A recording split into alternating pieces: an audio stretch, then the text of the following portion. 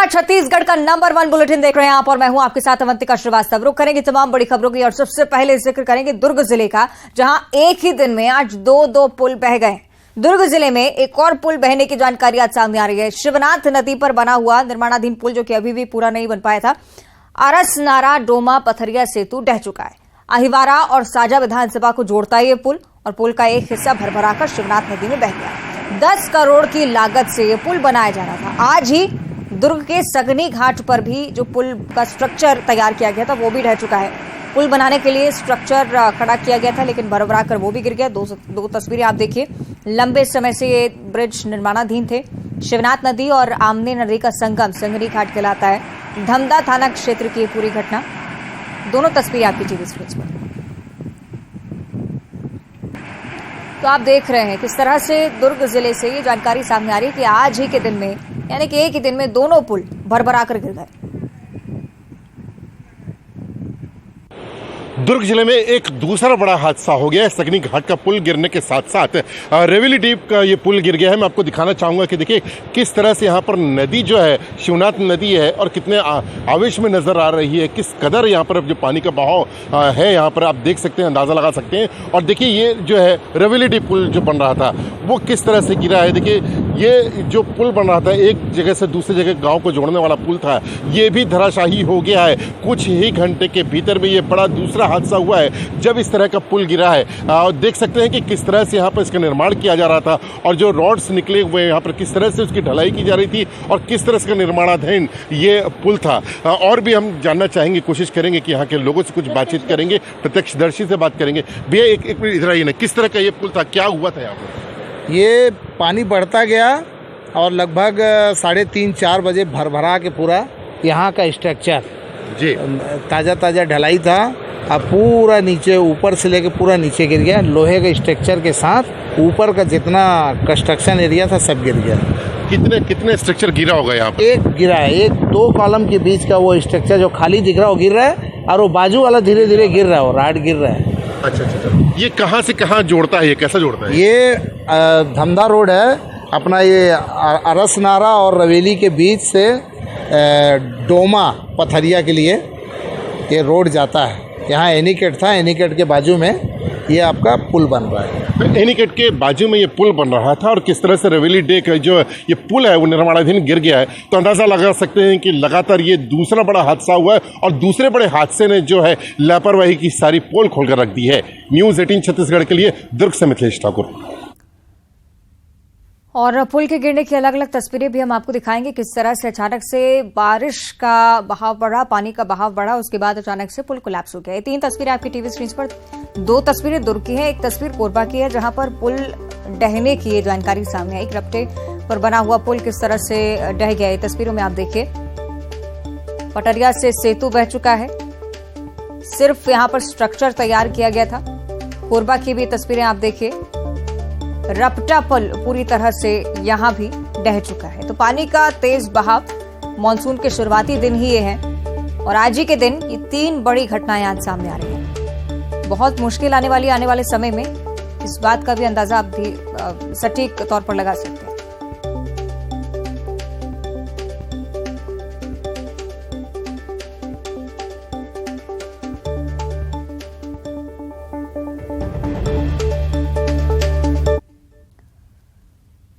चलिए इन तीनों घटनाओं को लेकर और ज्यादा विस्तार से हम जानकारी लेंगे। सहयोगी मिथिलेश ठाकुर दुर्ग से हमारे साथ लाइव जुड़ चुके हैं, उनका हम रुख कर लेते हैं। मिथिलेश, ऐसा तो नहीं है कि मानसून अचानक पहुंचा, इसके पहुंचने की, बारिश की शुरुआत होने की जानकारी पहले ही विभाग को थी, और महज अगर यहां पर स्ट्रक्चर भी खड़े किए गए थे तो शायद पहले से इंतजाम होने चाहिए थे।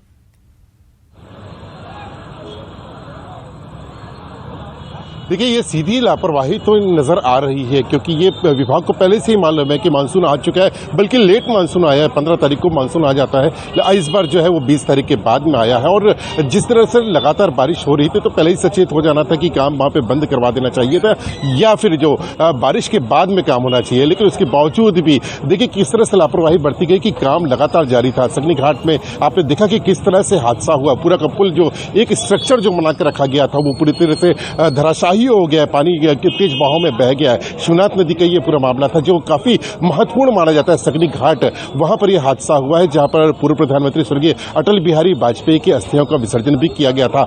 यहाँ प्रतिवर्ष मेला भी लगता है तो काफी महत्वपूर्ण है। यहाँ पर वर्षों से ये मांग की जा रही थी कि यहाँ पे पुल का जल्द से जल्द निर्माण किया जाए, लेकिन लगातार इसकी धीमी गति से लोगों में काफी आक्रोश भी था। और आज देखिए कि वो धीमी गति कितना बड़ा रूप ले सकती थी। करीब 20 मजदूर काम कर रहे थे तो उनकी किस्मत ही सही ये कहा जाए कि आज जो है वे वहां पर थोड़ा सा लेट पहुंचे और उसके पहले ही ये पुल धराशाही हो गया। इसी के ठीक बाजू में जो साजा और अहिवारा विधानसभा को जोड़ने वाला एक महत्वपूर्ण पुल है वो भी धराशाही हो गया है। वहां पर भी ठीक इसी तरह का स्ट्रक्चर बनाया गया तो वहां निर्माण चल ही रहा था। वहां भी करीब 15 मजदूर काम कर रहे थे लेकिन वो भी किसी तरह से बचे हैं। तो ये पूरी तरह से प्रशासन की लापरवाही इसमें देखने के लिए मिली है, क्योंकि प्रशासन को यह देखना चाहिए था, ये निर्देश जारी किया जाना चाहिए था कि जब बारिश हो गई और जब अचानक इतनी तेज बारिश हो रही है तो वहां पर काम बंद करवा दिया जाए और यहाँ पर एहतियातन कदम उठाया जाए। संडे से लगातार बारिश हो रही थी, 3 दिन की बारिश हुई थी। बिल्कुल ठीक आप कह रहे हैं मिथिलेश की बड़ी लापरवाही प्रशासनिक स्तर पर। लेकिन एक और जानकारी चाहूंगी आपसे, क्या इन तीनों बड़ी घटनाओं को लेकर प्रशासनिक स्तर से कोई जवाब सामने आया? क्योंकि ये तो हम जानते हैं कि शुरुआती दिन है,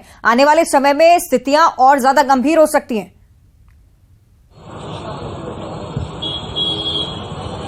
निश्चित रूप से अभी प्रशासनिक रूप से किसी अधिकारी ने जो है वो बाइट नहीं दिया है, कोई भी कहने से बच रहे हैं। लेकिन तस्वीरें ये बताती है कि किस तरह से लापरवाही बढ़ती गई है। ग्रामीण वहां पर स्वयं मौजूद थे, वे बता रहे थे कि किस तरह से हादसा हुआ, क्योंकि छोटा सा गांव है। अधिकांश जो ग्रामीण है वे नदी के किनारे में आकर बैठते हैं। जब वहां पर बैठे हुए थे तो किस तरह से वहां पर धराशाही हुआ, एकाएक पानी पड़ा शिवनाथ नदी का और वहां पर जो स्ट्रक्चर लगाया गया था वो तेज बहाव के कारण पूरी तरह से धराशाही हो गया और वो तेज बहाव के कारण बहने लगा। सबसे बड़ी बात यह है कि जिस तरह से वहां पे मजदूर काम कर रहे थे, खुदा न खास्ता यदि गंभीर बात है मिथिलेश कि न सिर्फ निर्माणाधीन पुल रहा है बल्कि मजदूर भी वहां पर काम कर रहे थे। सतर्कता बरतने की बहुत ज्यादा जरूरत थी। बहुत शुक्रिया फिलहाल आपका मिथिलेश इस पूरी जानकारी के लिए। देखना होगा प्रशासनिक स्तर पर और किस तरह के इंतजाम किए जाते हैं जिससे इस तरह की लापरवाहियां आगे सामने न आए। बहरहाल आगे बढ़ते हुए बात करेंगे रायपुर से अगली बड़ी खबर की, जहां नाली में शव मिलने से सनसनी फैली हुई है। बांसटाल नदी में ये बताया जा रहा है कि 2 दिनों से एक शव डूबा हुआ था। सूचना पर पुलिस की टीम पहुंची, शव को बाहर निकाला गया। फिलहाल शव की शिनाख्त नहीं हो पाई है, मौत के कारणों का भी खुलासा नहीं हुआ है। गोल बाजार थाना क्षेत्र का ये पूरा मामला। तो ये बड़ी जानकारी, नाली में शव मिलने से सनसनी फैल गई है। रायपुर से बड़ी घटना, नाली में शव मिलने से सनसनी फैली हुई है पूरे इलाके में। बांसटाल नाली जहां पर 2 दिनों से एक शव डूबा हुआ था। सूचना पर फौरन पुलिस की टीम पहुंचती है, शव को बाहर निकाला जाता है। शिनाख्त शव की होना अभी बाकी और मौत के कारणों का खुलासा भी होना अभी बाकी है। गोल बाजार थाना क्षेत्र का ये पूरा मामला है। तो ये बड़ी जानकारी राजधानी रायपुर से सामने आ रही है। और रायपुर से अगली बड़ी खबर, जहां आम आदमी पार्टी का नेता गिरफ्तार हो चुका है। प्रदेश सचिव उत्तम जायसवाल को गिरफ्तार किया गया है। 5 साल पुराने मामले को लेकर एक गिरफ्तारी सामने आई है। आमा नाका थाना पुलिस से गिरफ्तार किया है। आम आदमी पार्टी ने गिरफ्तारी को राजनीति से प्रेरित बताया, कहा कि स्थानीय वारंटियों के खिलाफ अभियान लगातार चल रहा है। तो ये बड़ी जानकारी, राजधानी रायपुर से आम आदमी पार्टी का नेता गिरफ्तार हुआ है, प्रदेश सचिव उत्तम जायसवाल, जिसे पुलिस ने गिरफ्तार किया है। 5 साल पुराना ये पूरा मामला जिसे लेकर गिरफ्तारी हुई है। आम आदमी पार्टी लगातार निशाना साधते हुए कह रही है कि राजनीति से प्रेरित है ये पूरी घटना और गिरफ्तारी को लेकर भी यही बयान। स्थानीय वारंटियों के खिलाफ अभियान लगातार जारी। लेकिन इस बीच आम आदमी पार्टी के नेता के गिरफ्तार होने की सूचना और उसके बाद अब सियासत भी लगातार बढ़ती हुई।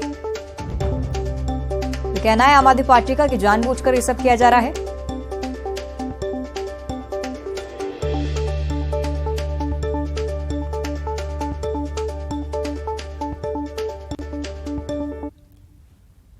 और सीधे अब आपको रायपुर ले चलते हैं। न्यूज 18 का खास कार्यक्रम बिजनेस अचीवर्स अवार्ड लगातार जारी है। हमारे डिप्टी न्यूज एडिटर गोल्फ खेलना शुरू किया उसने। एक बहुत महंगा स्पोर्ट है, एक आर्मी ऑफिसर के लिए तो बहुत महंगा है। उस समय मुझे पॉकेट मनी चाहिए थी कॉलेज में, तो मैंने मॉडलिंग शुरू करी। ऑनेस्टली सिर्फ रीज़न शुरू करने का एंटरटेनमेंट इंडस्ट्री में था कि I will make my own money, तो पापा से पैसे मांगने नहीं पड़ेंगे। तो कभी ये नहीं सोचा कि एक्टिंग करूंगी या एक्ट्रेस मतलब या मुंबई जाऊंगी, ऐसा तो कभी, वो तो बहुत दूर थी मेरे लिए, तो ऐसा तो कभी नहीं सोचा। यू राइट नहीं। तो क्या सोचा था आप? क्या बनेंगी? क्योंकि कॉलेज तक तो आई थी तो कुछ तो दिमाग में चलता होगा कि हाँ ये बनना है। मॉडलिंग पैसे के लिए, अपनी पॉकेट मनी के लिए की, लेकिन कुछ ड्रीम रहा होगा, कुछ सोचा होगा। उस समय मैं फूड एंड न्यूट्रिशन कर रही थी Delhi college, lady Irwin college से। तो मुझे लगा मैं न्यूट्रिशनिस्ट बनूंगी, उसमें काफ़ी इंटरेस्ट था, कुकिंग एंड वट एवर वो सब। So I thought I become a dietitian या न्यूट्रिशनिस्ट, पर उसके लिए भी बैंगलोर में बेस्ट कॉलेज था, तो उसके लिए भी ट्रैवल, उसमें भी इन्वेस्टमेंट थी, तो उसके लिए भी पापा से पैसे मांगने पड़ते। सो आई मीन ऑनेस्टली कॉलेज के थर्ड ईयर तक बहुत वेग था, लाइक मैं क्या करना चाहती हूँ। ऐसा कुछ नहीं था कि मुझे यही बनना है। Life has a lot to do with where I am today, so I'm very thankful. जो भी coincidences हुए मेरी लाइफ में, I'm sitting here, so I'm very thankful. तो मॉडलिंग करते हुए आप एक गुलजार साहब के एक वीडियो में भी नजर आई थी, बड़ा ही खूबसूरत वीडियो था। वो कैसा, आपने मॉडलिंग से कैसे वहाँ वीडियो में कैसे पहुँच गया? ये बड़ी फनी सी एक मतलब वो है। सो हम लोग मतलब जब आप मॉडलिंग करना शुरू करते हो, आप एक पोर्टफोलियो बनाते हो। दिल्ली में मैं शुरू किया था, तो आप वो एजेंसीज के चक्कर काटने पड़ते हैं, आपको अपनी फ़ोटोज़ देनी पड़ती हैं, फिर आप ऑडिशंस के लिए जाते हो। तो मैंने ऑडिशन किया था एक पाउडर, टैल्कम पाउडर के ऐड के लिए, तो मुझे वो ऐड नहीं मिला, लेकिन किसी तरह से वो ऑडिशन गुलजार साहब के पास पहुंच गया। एंड वो अपनी पहली म्यूज़िक वीडियो डायरेक्ट करने वाले थे, और मेघना गुलजार उनकी जो डॉटर हैं वो प्रोड्यूस करने वाली थी, एंड संजय सूरी उसमें एक्ट करते, एंड गुलजार साहब की उसमें शायरी थी। सो समहाउ वो टैल्कम, वो पाउडर ऐड तो नहीं मिला मुझे, बट वो ऑडिशन उन्होंने देखा है, उनको कुछ लगा कि भाई ये लड़की में कुछ है, परफॉर्मेंस कर सकती है, सिर्फ मॉडलिंग नहीं है, फेस इंटरेस्टिंग है, तो उन्होंने मुझे कास्ट किया।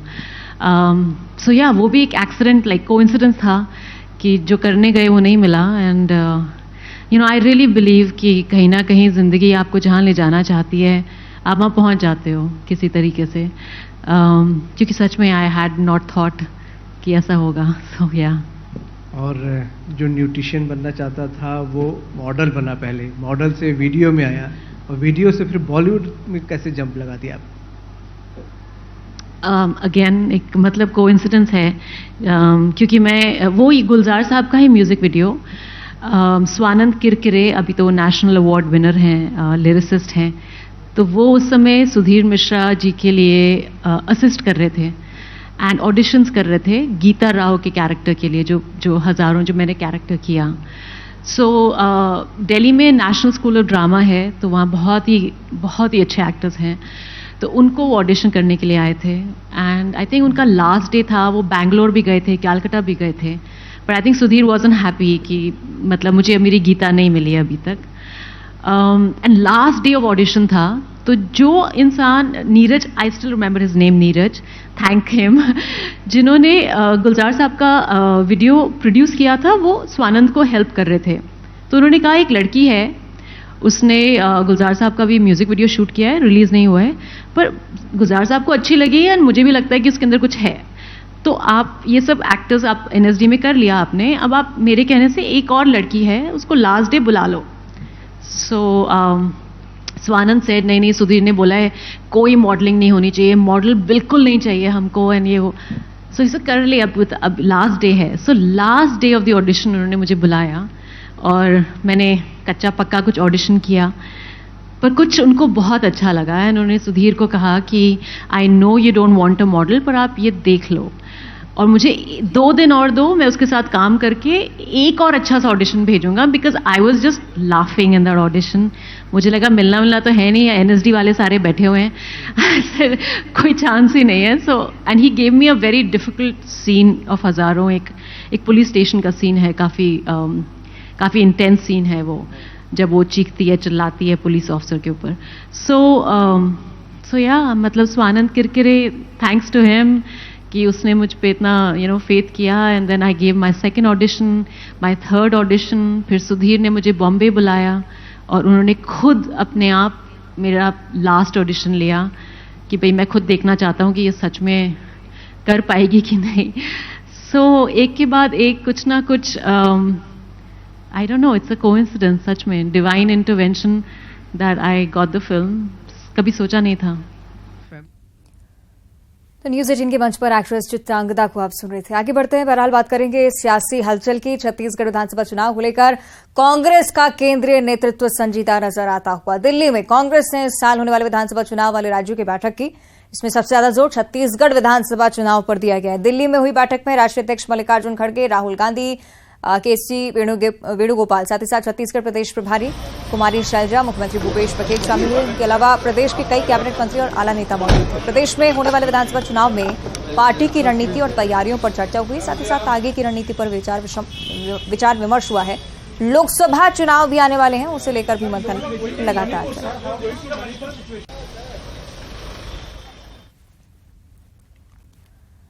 और दिल्ली में हुई छत्तीसगढ़ कांग्रेस की बैठक पर सीएम भूपेश बघेल ने ट्वीट भी किया. उन्होंने लिखा है कि एआईसीसी मुख्यालय में राष्ट्रीय अध्यक्ष मल्लिकार्जुन खड़गे जी, राहुल गांधी जी, संगठन सचिव केसी वेणुगोपाल जी और प्रदेश प्रभारी कुमारी शैलजा, प्रदेश अध्यक्ष मोहन मरकाम के साथ पार्टी के बड़े नेताओं की मौजूदगी में नवा छत्तीसगढ़ के मॉडल से लोगों के जीवन में आ रहे बदलाव और आगामी विधानसभा चुनाव को लेकर चर्चा हुई है. चुनाव को लेकर सीएम ने लिखा है कि हम पूरी तरह से तैयार हैं.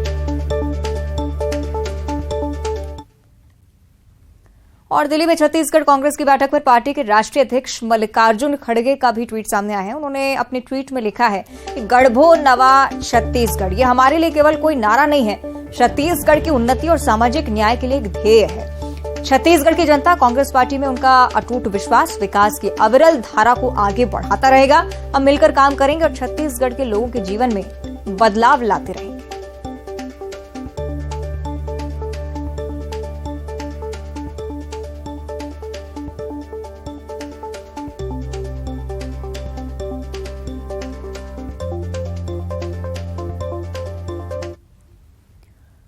आगे बढ़ते हैं. सारंगगढ़ से एक बड़ी जानकारी. यहां पर 100 किलो का कछुआ पाया गया है. बिल्कुल ठीक सुन रहे हैं आप, 100 किलो का कछुआ देखने के लिए ग्रामीणों की भी आज यहां पर भीड़ लग गई. महानदी में मछुआरों को 100 किलो का कछुआ मिला. मछली मारने के दौरान मछुआरे के जाल में कछुआ फंस गया. तस्वीरें आप देखिए, दुर्लभ तस्वीरें हैं. कछुओं को देखने के लिए लोगों की भीड़ उमड़ती हुई. स्थानीय विधायक संसदीय सचिव चंद्रदेव राय भी यहां पर पहुंच गए. जैतपुर स्थित महानदी में 100 किलो का कछुआ मिलना सभी के लिए आकर्षण का केंद्र रहा. ग्रामीणों ने फौरन वन विभाग को इस ओर सूचित किया. तो ये तस्वीरें आप देखिए, आसपास रह रहे लोगों के लिए काफी दुर्लभ नजारा, क्योंकि अक्सर इस तरह की तस्वीरें सामने नहीं आती हैं. और अब 25 सेकंड में खबर.